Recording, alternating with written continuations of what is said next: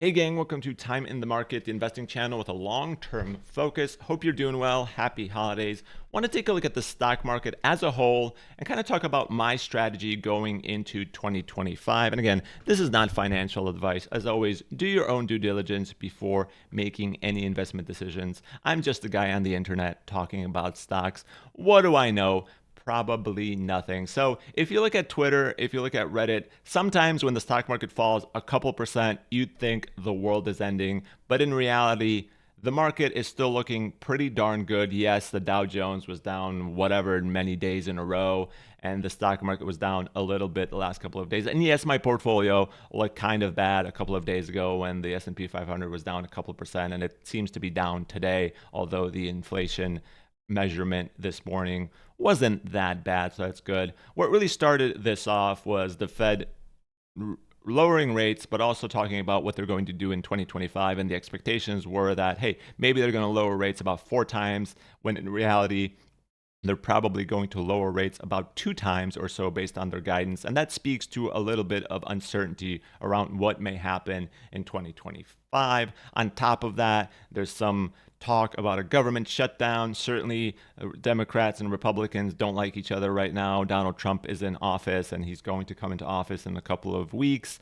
And there's uncertainty there. Whether you like him or not, he's certainly going to do things differently than the previous administration was doing it. And who knows what that means for the economy. Tariffs, Elon Musk is somehow involved in the Department of Governmental Efficiency, big budget cuts, etc. What does that mean? Nobody knows. And whenever people don't know what's going to happen in the near term or the long term, the stock market should suffer as a result because uncertainty isn't a good thing. Now, the benefits of a Trump administration may be very positive because, hey, maybe it's going to be beneficial to businesses, beneficial to American businesses especially, and that would lead to much higher earnings. But that's very much an unknown right now. So maybe the market is being a bit more cautious around how it's being priced. However, when you look at the market, yes, it's down a massive 3.3% in the past 5 days. How can you recover from that as an investor? Oh, wait, it's still up 24% year to date. In the last 5 years, it's up 82%. This has been an awesome time to be an investor. If you're invested in anything growth, really, you've done amazingly well. And that's certainly been the case for a lot of investors. But it's also been a time of speculation. This happened in 2021 after the pandemic, after the fuel of easy money and 0% rates, where a lot of stocks were just going up and up and up on the basis of expected growth. SPACs were launching every single day, and suddenly a $10 stock with zero potential revenue for the next 3 years was trading at $50 because, hey, maybe it's going to be amazing. Maybe they're going to shoot off rockets into the moon and they're going to create helicopters that fly with robots or whatever it is they were doing. Stuff like that certainly drove speculation. Crypto is doing very well then as well. And I do sort of look at crypto as a gauge for speculation sometimes. If you look at what's happened in the last year, you look at a coin like Fartcoin, which is again up today, but up 2,000% in the last year. And really, what the heck is Fartcoin? It's a coin about farts. A lot of these meme coins are doing very well. So when money flows into meme coins, when these meme coins just sort of rise and rise and rise, it sort of gives you the sign that some speculation is happening. And it's not only happening in the crypto market, it's certainly also happening in the stock market as well. And it's not just Fartcoin. Obviously Bitcoin is a much different thing than Fartcoin. And do note that I own a decent amount of crypto, Bitcoin, Ether, some other ones as well. Crypto makes up about 5% of my portfolio, so I don't think it's a bad investment by any means, but I do understand that it's a speculative investment. Bitcoin doesn't generate earnings like a stock does. It's very speculative. It's on the basis of other people wanting to buy it for a higher price than I want to sell it for. I mean, that's basically all crypto is, right? It doesn't necessarily have a ton of utility. Some of it does. Bitcoin, I'm not so sure if I have to pay massive fees to trade it and pay for it. Why would I do that if I can just hold it and watch it go up? That's kind of why people buy it. I understand that, but I also find that Bitcoin could certainly have value as a digital gold, some sort of reserve currency, etc. And that's really why it's been up so much since the Trump victory. There's, speculation that they're going to have a Bitcoin reserve, that there's going to be a new tax policy on crypto, and that's kind of flowed down to a lot of these other coins as well. That's why Bitcoin rather is up 117% in the past year. That's why my crypto portfolio has doubled and more in the last 3 months since the win there. And obviously, I'm very happy about that. But I also understand that there's a speculative aspect of that. And that speculative aspect has led to stock prices kind of going up on the basis of speculation sometimes. The S&P 500 on a PE basis is trading at a 30x multiple, even after the recent dip that it has. And while that's not anywhere close to all-time highs, in the 2020 area, these guys were trading in the 40x plus multiple easily. This is in 2008 during the recession, so that doesn't really count. But in general, P ratios can go into the 40s if the market really gets frothy. So potentially plenty of upside from here if you look at it from a bullish perspective. But historically, and I'm not saying that this is going to return into the means of 16 here, but historically, a 30x multiple, a 3.3% earnings yield, the reverse of that, is kind of expensive, especially with the unknowns that are ahead of us. Again, is inflation over? Is deflation potentially out there? What does the Trump administration mean in the first year, in the second year? Will it lead to really positive earnings for companies? Or will earnings growth slow? Will there be any inkling of a recession? And I certainly don't see that right now, because you go outside, the malls are packed. Any areas with restaurants, they're packed. People are spending money, but you can't deny that, the lower middle class and people who are sort of living paycheck to paycheck are struggling more now than they have been in quite some time. And maybe if you're in the upper middle class or the classes above that, you're not really seeing that because everything is still gravy and you have a job and everything's amazing. But people are struggling, costs are still expensive, prices are still a problem, and people are starting to kind of pull back on some discretionary spending, and maybe some of that will start flowing into some of these businesses, and earnings growth will start to slow. Maybe other problems will arise.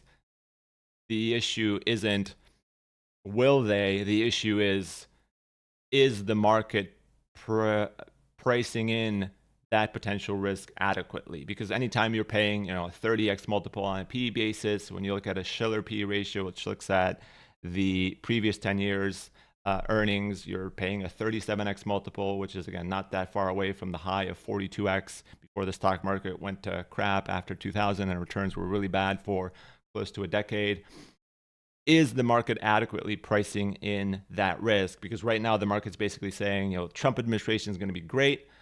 Things are going to be great.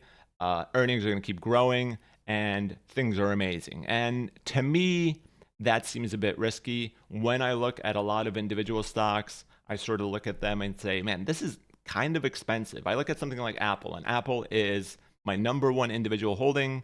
But when I was buying it, 7-8 years ago, whenever that was, it was trading at a 10x free cash flow multiple because it was just a phone company. It was crap. Nobody liked it. Now it's a services business. Now it's a different company than it was before. So certainly maybe it deserves a bigger multiple. But this is a company that grew 0% since the fiscal year in 2022. So negative 2% in 23, 2% in 24. Now is expected to grow at about 6% in 25. And again, earnings are expected to grow at about 21%. So that's certainly a nice jump there on the earnings side.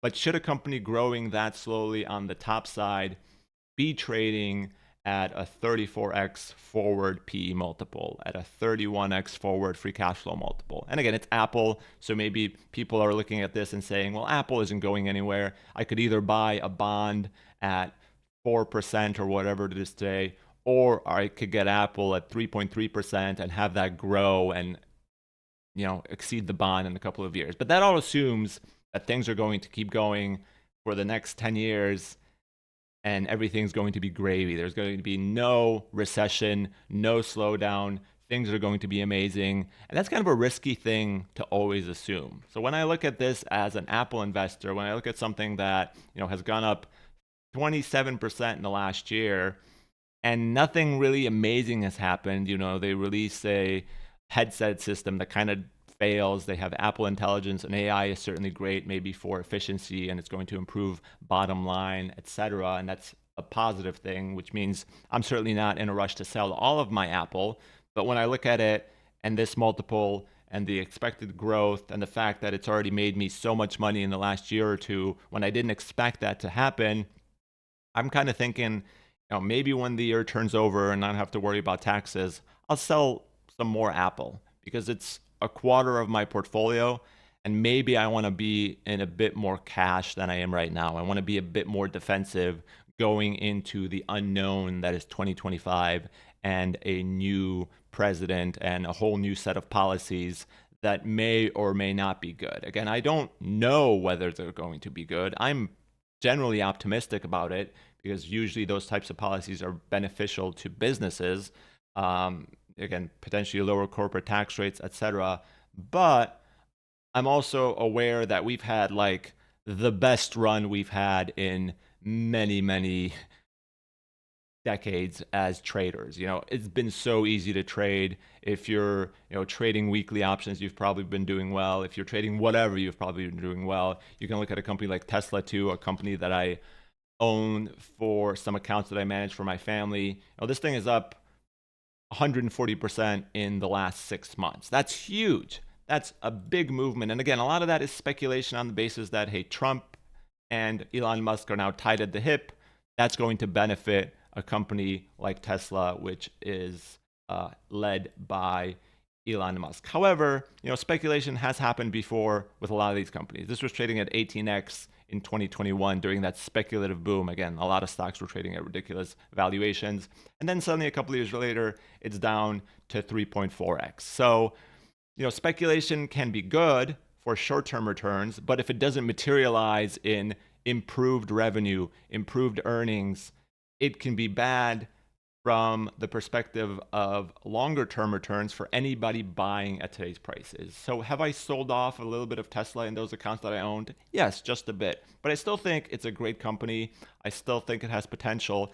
But I also am aware that anytime something goes up 140% on the basis of things that are relatively speculative, it's a concern, and I probably want to do something about it in order to at least lock in some profits and maybe have some cash on the side in case something happens. Again, I don't think then the market is going to suddenly crash tomorrow, but I'm aware that when I look at a PE ratio, a Schiller PE ratio of 38x, the upside becomes, a bit more limited than it was when this was trading at a 30x just not too long ago. You're talking about a 30x in July of 2023, and the downside becomes a bit more pronounced because, again, hey, in 2021 we were trading at a 37x, and then just a couple of months later, maybe a year later, we were down to 29x. And it wasn't really driven by an economic downturn or anything like that. It was just, hey, maybe 0% interest rates are ending, and that's